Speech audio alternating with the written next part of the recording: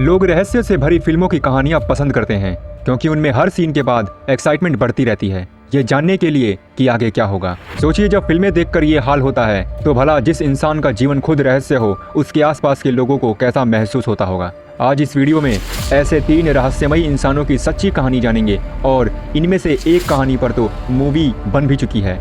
अब वो कौन सी मूवी है वो आपको आगे वीडियो में पता चलेगा, तो इस वीडियो को पूरा जरूर देखना क्योंकि ये वीडियो आपको मूवी का मजा देने वाली है।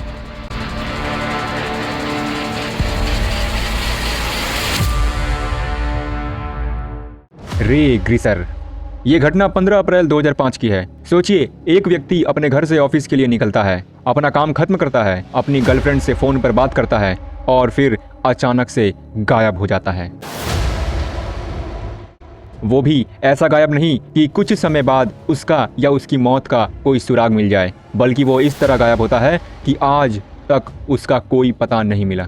यह रहस्यमय कहानी अमेरिका के पेंसिल्वेनिया निवासी रे ग्रीसर की है। रे का इस तरह से गायब होना सबको चौंका गया था। एक एडवोकेट, एक बेटी का पिता और अच्छी खासी संपत्ति के मालिक रे के गायब होने के अगले दिन उसकी कार और सेलफोन उसके घर से 55 मील दूर एक नदी के किनारे से बरामद किए गए। कुछ महीनों के बाद रे का लैपटॉप तथा हार्ड ड्राइव नदी किनारे मिला। हार्ड ड्राइव बुरी तरह से नष्ट कर दी गई थी। आमतौर पर खुद में ही व्यस्त रहने वाला रे अपनी मौत के दिन एक अनजान औरत के साथ देखा गया था जो उसकी गर्लफ्रेंड नहीं थी। जहां उसकी कार बरामद हुई वहीं सिगरेट की राख भी मिली थी, जबकि हैरान करने वाली बात यह थी कि रे सिगरेट नहीं पीता था। इन सब के अलावा एक सुराग रे के कंप्यूटर से भी मिला। दरअसल रे की ब्राउजिंग हिस्ट्री में पाया गया कि उसने कई बार सर्च किया था कि हार्ड ड्राइव को कैसे नष्ट किया जाता है। इन सब के बावजूद रे का कुछ पता ना चल सका। कुछ का मानना है कि रे ने खुद से ही खुद को गायब कर लिया जिससे वो एक नई जिंदगी शुरू कर सके। वहीं कुछ लोग मानते हैं कि रे ने आत्महत्या कर ली। काफी छानबीन के बाद जब पुलिस कोई ठोस सबूत ना जुटा सकी तो 2009 में रे को ऑफिशियली मृत घोषित कर दिया गया और इसके साथ ही उसके गायब होने या मरने का रहस्य एक रहस्य ही बनकर रह गया। आप जब रे के गायब होने की हर कड़ी को जोड़ेंगे तो आपको लगेगा जैसे आप कोई मिस्ट्री फिल्म की कहानी सुन रहे हैं।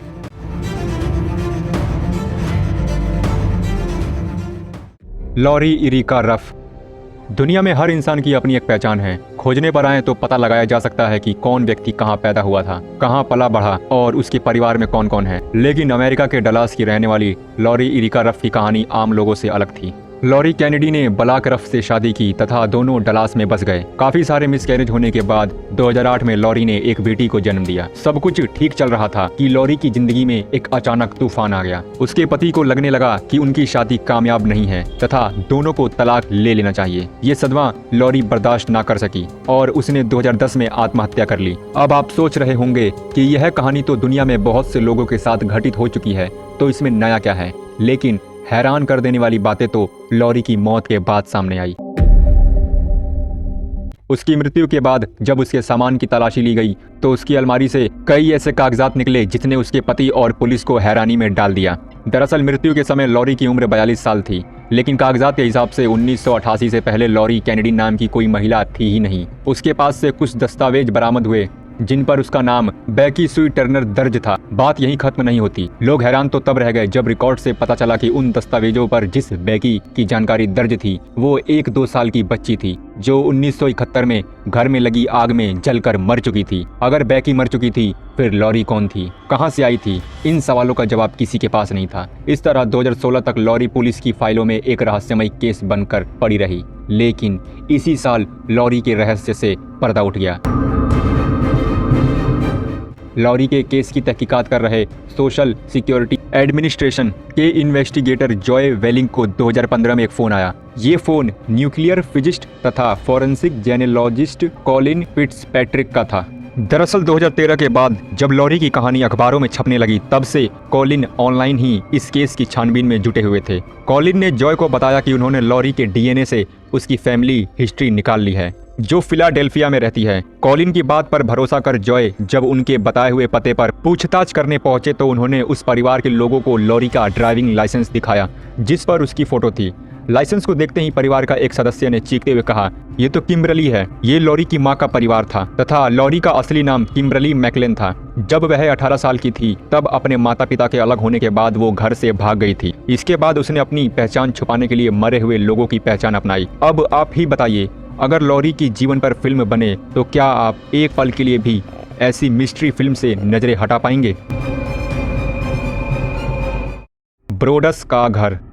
इंसान अपने सपनों का घर खरीदने में अपनी आधी जिंदगी बिता देता है। बहुत से लोग तो ऐसे भी हैं जिन्हें अपने जीवन में अपनी छत नसीब ही नहीं होती। डेरेक व मारिया ब्रोडस भाग्यशाली थे जो उन्होंने अपने सपनों का घर खरीद लिया था। अमेरिका के न्यू जर्सी में स्थित एक पॉश इलाके में वेस्टफील्ड में डेरेक ने $13,55,657 में ये घर खरीदा था तथा $1 लाख इसके ऊपर खर्च किए। मतलब ये घर कुल मिलाकर $14,55,657 का हो गया था। डेरेक अपनी पत्नी मारिया और 3 बच्चों के साथ जल्द से जल्द इस 6 बेडरूम वाले शानदार घर में शिफ्ट होना चाहते थे। सब कुछ तो हो चुका था लेकिन थोड़ा रेनोवेशन का काम बाकी था। यहाँ तक सब ठीक था। डेरेक और उसका परिवार अपने नए घर के लिए काफी एक्साइटेड थे। तभी डेरेक के साथ कुछ ऐसा हुआ जिसने उनकी रातों की नींद उड़ा दी। दरअसल डेरेक एक दिन जब अपने नए घर में पेंटिंग का काम देख रहा था तभी उसे उसके लेटर बॉक्स में एक चिट्ठी मिली। चिट्ठी में सबसे पहले तो नया घर खरीदने की बधाई दी गई थी।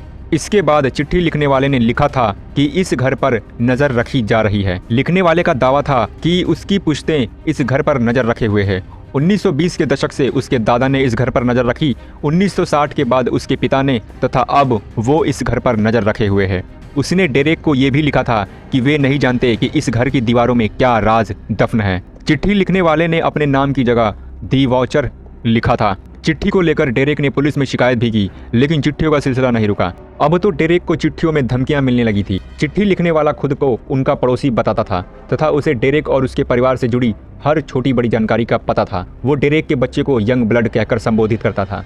इन चिट्ठियों को लेकर काफी छानबीन हुए, पड़ोसियों से पूछताछ की गई और तो और डेरेक ने उस वाउचर का पता लगाने के लिए एक एक्स FBI ऑफिसर को प्राइवेट जासूस के तौर पर भी रखा लेकिन इन सब से कुछ फायदा नहीं हुआ। अंत में हारकर डेरेक को ये घर घाटे में बेचना पड़ा। $14 लाख से ज्यादा का घर उसने $9,59,000 में बेच दिया। 2016 में आई एक हॉरर मिस्ट्री फिल्म दी वाउचर इसी कहानी से प्रेरित है। अगर आपने ये फिल्म देखी होगी तो आपको पता होगा कि फिल्म में एक शख्स जो खुद का नाम दी रावेन बताता है वह भी इसी तरह घर के मालिक को खत लिखता है। इसके अलावा नेटफ्लिक्स ने भी 2018 में इस सच्ची घटना के राइट्स खरीद लिए थे। अगर आपको ये वीडियो पसंद आई है तो कमेंट ज़रूर करना, मैं इसका पार्ट 2 जरूर लाऊंगा। एंड ऐसे ही interesting, amazing and enigmatic videos देखने के लिए इस चैनल को सब्सक्राइब कर लेना। Thank you so much for spending your valuable time on this video.